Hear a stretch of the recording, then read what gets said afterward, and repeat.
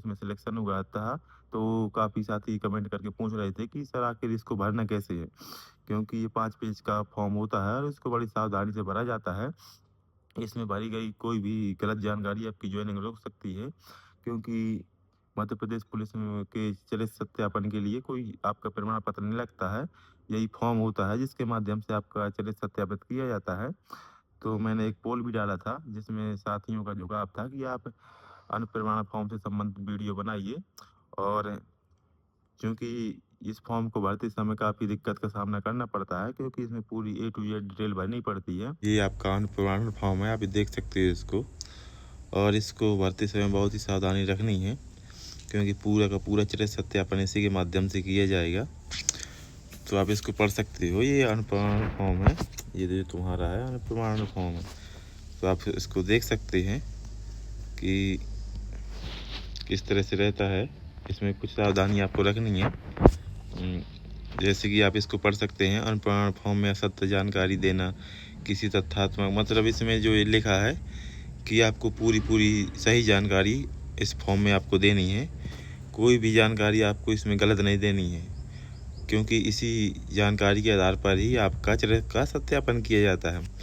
तो आप यहाँ पढ़ भी सकते हैं कि उम्मीदवार अनुपयुक्त ठहराया जा सकता है यदि आप इसमें गलत जानकारी भरोगे, तो आपकी ज्वाइनिंग भी रोकी जा सकती है। तो इसमें यही है, आपको ये सब चीज़ें सावधानी से भरनी है। तो हम इस फॉर्म की शुरुआत करते हैं कि भरना कैसे है। तो सबसे पहले ये फर्स्ट कॉलम आप देख लो, इसमें है पूरा नाम। मतलब इसमें आपका पूरा नाम बस लिखना है कि आपका नाम क्या है। जैसे मेरा नाम राहुल अहिरवार है, तो इसमें पूरा नाम राहुल अहिरवार करके एक बार डाल दो बस। तो आपको इसमें इतना नाम बस लिखना है और इसमें कुछ नहीं लिखना है, ओनली पूरा नाम बस लिखना है इसमें। और इसमें जैसे दूसरा कॉलम आप देख सकते हो, दूसरे कॉलम में है वर्तमान पूरा पता। तो आप इसमें अपने घर का पता डाल सकते हो और इसमें पूरा पता डालना है कि ग्राम कौन सा है, थाना किसके अंतर्गत आता है, घर क्रमांक कितना है, गली क्रमांक कितना है। मतलब आपको पूरा इसमें पता डालना है, पिन कोड सहित पूरा इसमें पता आपको डालना पड़ेगा। और फिर आता है यहाँ तीसरे नंबर का। तो तीसरे नंबर का है ये तीसरे नंबर का। तो इसमें भी आपको घर का पूरा पता डालना है। इसमें आपकी वही चीज़ें डालनी है जो आपने 2 नंबर वाले कॉलम में उसमें डाली थी। तो इसी 3 के काम में भी आपको वही चीज़ें भरनी है। इसके बाद आता है खा। यदि आप पाकिस्तान के मूल निवासी हो तो ये तो आपको भरना नहीं है, क्योंकि आप पाकिस्तान के नहीं हो, तो आपको ये नहीं भरना है। इसके बाद अब 1 नंबर पेज कंप्लीट हो गया, दूसरे नंबर पेज पर चलते हैं। तो इसमें ये लिखा है कि जो 4 नंबर ये आपका कॉलम है, 4 नंबर वाला ये आपका है। तो इसमें ये लिखना कि यदि आप पिछले 5 वर्षों से मतलब कहीं बाहर रहे हो, अपने घर से कहीं तुम बाहर रहे हो, जैसे कि इसमें लगा पाकिस्तान इत्यादि में भी रहे हो, मतलब कहीं भी आप रहे हो, तो आप यहाँ पर पूरा ब्यौरा देना है। तो मूलतः जो है आपको अपने घर का ही पता डालना है इसमें कि मैं घर में ही रहा हूँ इतने से इतने जन्म से अब तक। तो घर का ही पता ज़्यादातर डालते हैं, तो आप घर का ही पता डालें यहाँ।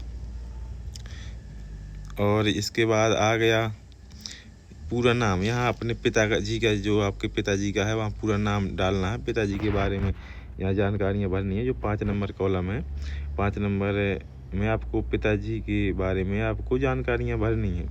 तो जैसे अपने पिताजी का यहाँ आप पूरा नाम भर सकते हो। और इसको अपन भरना जिसके, और जे नीचे हो गया वर्तमान डाक का पता, यदि स्वर्गवास हो गया तो पिछला पता। तो यही है, आपको ये नहीं भरना है, खा नंबर नहीं भरना है, आपको का नंबर भरना है। अपने घर का स्थायी पता डाल देना है। यहाँ जो गा नंबर है स्थायी पता डाल देना है। और जो घा नंबर है व्यवसाय, यदि आपके पिता किसी कृषि जैसे करते हैं, किसी सरकारी नौकरी में हैं, तो आपको यहाँ पूरा विवरण देना पड़ेगा। तो आप इसमें देख सकते हैं। और इसमें जैसे अंगा है, ये इसमें आपका उनका पद नाम डाल सकते हैं। यदि किसी सरकारी सेवा में है तो आप उनके कार्यालय का नाम भी डाल सकते हैं। तो यही डालना है। आप आगे चलते हैं 6 नंबर वाले में। तो 6 नंबर में पिता हो गया, आपके माताजी हो गई, पत्नी उम्मीद मतलब स्वयं हो गए, आप पत्नी, ये सब इसमें भरना है कि उनकी नागरिकता क्या है, भारतीय हैं या कोई अन्य है, तो आप भारतीय इसमें भरोगी। तो जैसे पिता हैं आपके, तो यहाँ आपको भारतीय भर देना है, भारतीय आप इसमें भारतीय भर दोगे इसमें, तो यही है। और माता जी भारतीय, इसमें सब में भारतीय भारतीय आपको भर देना है। और फिर आ गया ये 7 नंबर वाला कॉलम, ये 7 नंबर आ गया आपका। और यहाँ आपको जन्म तारीख, मतलब आपकी जन्म तिथि यहाँ पर आपको डालनी है, जिस दिन आपका जन्म हुआ था वो डालना है आपको। और इसमें वर्तमान आयु, वर्तमान आयु मतलब आपको निकाल कर भरना है। आप गूगल से भी निकाल सकते हो कि आप कितने वर्ष के हो। जैसे 20 आप भर सकते हो, 20 वर्ष 8 माह और इतने इतने दिन, मतलब 10 दिन। तो आपको यहाँ पूरा भरना पड़ेगा। तो आपको इसमें जो वर्तमान आयु पूछी गई है, इसमें आपको पूरा भरना पड़ेगा। और इसमें मैट्रिक, जो ये गा नंबर है, मैट्रिक परीक्षा उत्तीर्ण करते समय आपकी एज कितनी थी। मैट्रिक से मतलब आपकी जब आपने 10वीं करी थी, तो उस समय आपकी एज कितनी थी। तो आप गूगल से निकाल कर इस चीज़ें डाल सकते हैं, इसमें कोई दिक्कत नहीं है। अब आगे चलते हैं। इसमें भी आपका भी वही जन्म स्थान वगैरह डालना है, जो ये 8 नंबर है, जन्म स्थान, जिला, राज्य, इसमें वही चीज़ें डालनी है। और वह जहाँ आके आप निवासी हो, जिला, और इसमें आपको राज्य, जो खा नंबर है, इसमें जिला और अपना जिला डाल दो। और राज्य जहाँ आप निवास करते हैं, उस राज्य का पता आप इसमें डालना है, जैसे कि मध्य प्रदेश। और जैसा कि ये 9 नंबर हो गया, 9 नंबर आपका धर्म। तो आपका धर्म है, जैसे आप हिंदू हो तो आप यहाँ हिंदू डाल दो। जैसे आप हिंदू हो तो हिंदू डाल दो। जैसे आप नीचे आते हैं खा नंबर में, जो खा नंबर है, तो खा नंबर में आपको उन्हीं को भरना है जो साथी SC या ST से बिलोंग करते हैं। और जो विशेष, जैसे मान लो ST से हुआ, तो विशेष करके ST में होती हैं जो पिछड़ी जातियां होती हैं, जैसे भारिया हो गई, सहरिया हो गई करके ऐसी कुछ होती हैं, तो वो भी आपको इसमें दर्शाना है। यह ओनली SC ST वर्ग के लिए है, जो खा नंबर का कॉलम है। और सबसे मेन ये है जो 10 नंबर का कॉलम है, इसमें आपको जहाँ जहाँ आपने पढ़ाई करी है, तो सभी जगह का उसमें डालना है कि आप विद्यालय का नाम पूरे सर, इधर आप पूरा विद्यालय का नाम, इस जगह आपका विद्यालय का नाम डालोगे, इस जगह आपका पूरा विद्यालय का नाम डालना है। आपने एडमिशन कब लिया था उस जो पर्टिकुलर कक्षा में, और इसका छोड़ा था उस पर्टिकुलर कक्षा को, और उत्तीर्ण परीक्षा आपने कितनी परसेंटेज बनाई थी, इधर आपको इधर डालना है। वो सब चीज़ें डालनी है आपको कि आपकी कितनी परसेंटेज थी, ये भी आपको इसमें डालना है।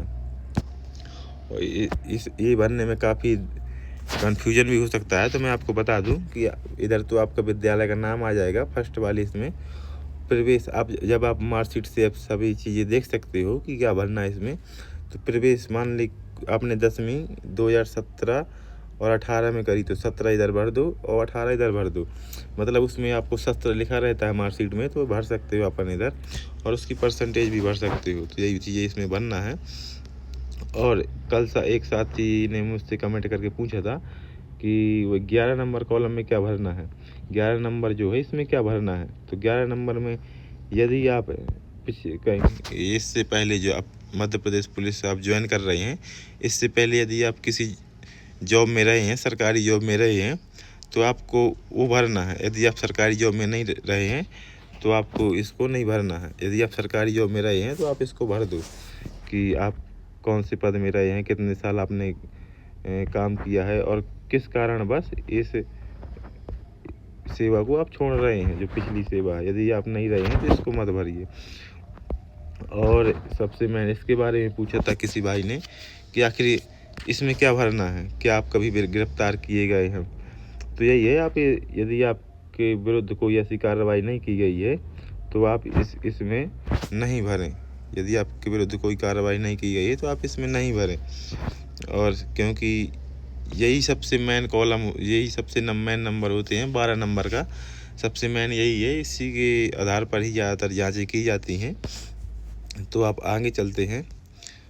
और यहाँ पर आपको जैसे खा हो गया, ये 12 नंबर का खा, तो वही यही चीज़ें इसमें भी हैं कि आपके विरुद्ध कोई आरोप तो नहीं लगा है कहीं, और पुलिस थाने में कोई मामला तो पंजीबद्ध नहीं है। यदि आपके ऐसा कुछ नहीं है तो आपको सब जितने भी ये सब चीज़ें हैं सब में नहीं भरो। कोई चालान प्रस्तुत तो नहीं किया गया है तो इसमें सब आप नहीं भरो, यदि आपके विरुद्ध कुछ ऐसी चीज़ें नहीं करी गई हैं। यदि कुछ है तो आपको पूरी जानकारी इसमें भरनी है। और जैसे ग नंबर हो गया कि कोई किसी संगठन द्वारा आपके कुछ विरुद्ध कोई भी, तो इसमें भी आपको नहीं भरना है।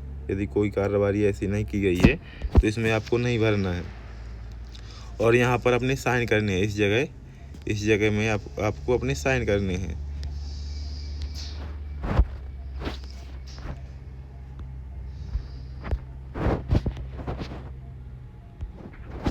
तो जो ये है इस जगह आपको अपने साइन करने हैं, इसमें आपको अपने साइन करने हैं।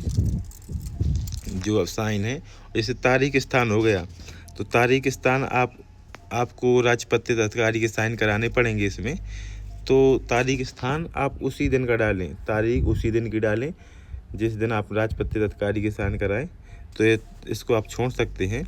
और मैं आपको बता दूं, जितनी चीज़ें आपको बन रही हैं सिर्फ उतनी चीज़ें ही भरें। आपको इसमें कुछ गलत नहीं भरना है, क्योंकि बहुत सावधानी से आपको भरा जाता है फॉर्म, तो कुछ आपको गलत चीज़ें नहीं भरनी है। और ये सबसे एक महत्वपूर्ण चीज़ ये 13 नंबर भी है कि आपके मोहल्ले के, जो आपके आसपास आपके मोहल्ले के हों, उन 2 व्यक्तियों के आपको इसमें नाम लिखना है। जैसे एक नाम इधर हो गया, एक नाम इधर हो गया, साथ साथ आपको उनके मोबाइल नंबर भी दर्शाना है। आप मोबाइल नंबर भी उनके साथ साथ लिख सकते हो यहाँ। और क्योंकि हो सकता है वो आपका मोबाइल नंबर से भी पूछें, आपके जो उत्तरदायी व्यक्तियों के आपने नाम लिखे मोहल्ले के। तो यही सब चीज़ें हैं जो बड़ी सावधानी से भरना है इन सब चीज़ों को। और यहाँ पर आप देख सकते हो कि कितना इसमें जोर दिया जा रहा है कि पूर्ववर्ती जानकारी को मुझे पता है कि मैंने सब चीज़ें सही भरी हैं। तो आपको सब चीज़ें सही ही भरनी है, इसमें कोई भी चीज़ गलत नहीं भरनी है। और आप अपने यहाँ पर हस्ताक्षर करने हैं। और जन्म जैसे तारीख और स्थान हो गया तो आपको उसी डेट का तारीख और स्थान डालनी है। जब आप राजपत्रित अधिकारी से साइन कराओ तो उसी डेट का आप तारीख डाल सकते हैं। आप इसको खाली छोड़ दें। और ये सबसे लास्ट है कि, और यहाँ कई साथी भटकते फिरते हैं कि आखिर किसके साइन बनाएं। ये राजपत्रित अधिकारी जो होते हैं उनके साइन होते हैं, राजपत्रित अधिकारियों के। आप इनमें देख सकते हैं, कोई भी राजपत्रित अधिकारी हो गया, संसद सांसद या विधानमंडल का सदस्य हो गया, सब डिविजनल मजिस्ट्रेट हो गए, तहसीलदार हो गए, नायब तहसीलदार हो गए, ये सब चीज़ें हैं। इतने लोग से आप करा सकते हैं।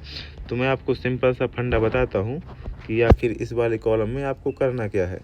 तो इस वाले कॉलम में मतलब जो ये राजपत्रित अधिकारी के साइन वाला है, तो आपको यहाँ पर आप सबसे जो सरल तरीके से साइन हो जाते हैं, आप स्कूल के प्रिंसिपल के यहाँ चले जाइए तो सबसे यही बढ़िया रहेगा, क्योंकि वो तुरंत साइन कर देते हैं। जहाँ आपने 12वीं करी है वहाँ के प्रिंसिपल होंगे, अभी आप वहाँ चले जाइए तो आसानी से साइन हो जाते हैं।